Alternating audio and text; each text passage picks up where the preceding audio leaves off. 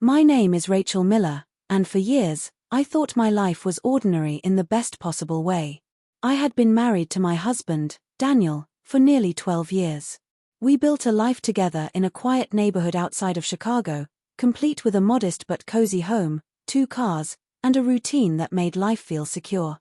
I worked as a teacher at a local elementary school, while Daniel managed finances for a mid-sized company.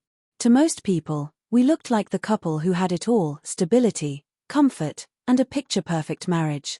But what looks perfect on the outside can hide cracks that only become visible when you least expect them. For me, those cracks started to show during a time when I felt lonelier than ever, despite being married. It began on a rainy Saturday afternoon. I had spent most of the morning cleaning the house while Daniel stayed in his office, supposedly working on some reports. He had been spending more and more time behind that closed door, and even though I wanted to believe he was simply busy with work, something inside me told me there was more to it. Later that evening, my best friend, Michael, stopped by. Michael and I had known each other since college. He was the kind of friend who always knew when something was wrong, even when I tried to hide it. That night, he showed up with takeout from my favorite Thai place, insisting that I needed a break.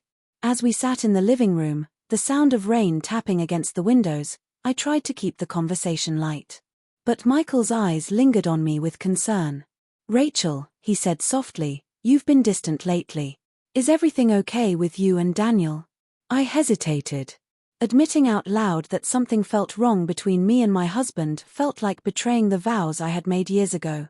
But the truth was heavy, and I couldn't carry it alone anymore. "I don't know," I whispered. "He's been shutting me out. He spends hours in his office, barely talks to me at dinner, and when I try to ask him about his day, he just brushes me off. I feel like I don't even know him anymore." Michael leaned forward, his expression filled with empathy. "You don't deserve that. You deserve someone who sees you, Rachel." His words touched me in a way I hadn't expected. For the first time in months, I felt truly heard. I didn't realize how much I had been craving that simple acknowledgement that I mattered, that my feelings were real.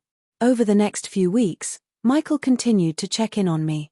Sometimes we'd grab coffee after work, sometimes he'd stop by with groceries when he knew Daniel would be working late. His presence became a source of comfort, but also confusion. I couldn't deny that my heart beat a little faster when he smiled at me, or that his attention made me feel alive in ways I hadn't felt in years. Then came the night everything changed. Daniel had left for what he claimed was an out-of-town conference. I stayed home, curled up on the couch with a blanket, scrolling aimlessly through my phone when Michael knocked on the door. He looked hesitant, almost nervous, but when I invited him in, his familiar warmth filled the room. We talked for hours that night. At some point, I confided in him my deepest fear that maybe Daniel was being unfaithful. Michael's eyes shifted, and his silence spoke louder than words. "What is it?" I asked, my voice barely above a whisper. Michael sighed heavily. "Rachel, I didn't want to be the one to tell you. But you deserve the truth. I've seen him. With someone else." The words hit me like a blow. My chest tightened, and for a moment, I couldn't breathe. "You're sure?" I managed to ask. "I wish I wasn't," Michael replied. "But yes. I wouldn't say it if I didn't know." That night, my world shattered. All the doubts, the loneliness, the distance, it all made sense. I excused myself, went upstairs, and cried silently into my pillow. The days that followed were some of the hardest of my life. I confronted Daniel when he returned, and though he tried to deny it at first, the truth eventually spilled out. He had been seeing a woman from his office for nearly a year. He apologized, begged me for forgiveness, promised he would end it. But the damage was done.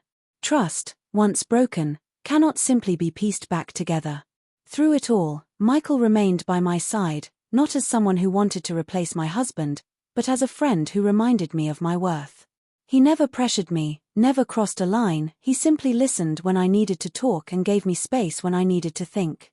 It took months of soul-searching, therapy, and painful conversations before I made my decision. I chose to leave Daniel. It wasn't easy.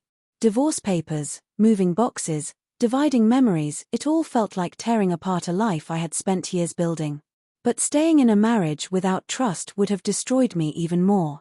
Today, I live in a smaller apartment, but it feels lighter, freer. I still teach at the elementary school, and I still have moments of grief when I think about what could have been. But I also have moments of hope. I've learned that sometimes, the truth that breaks you is also the truth that sets you free. Michael is still in my life, and while I don't know what the future holds for us, I know this. He reminded me that I am worthy of love, respect, and honesty. And that realization is something no betrayal can ever take away.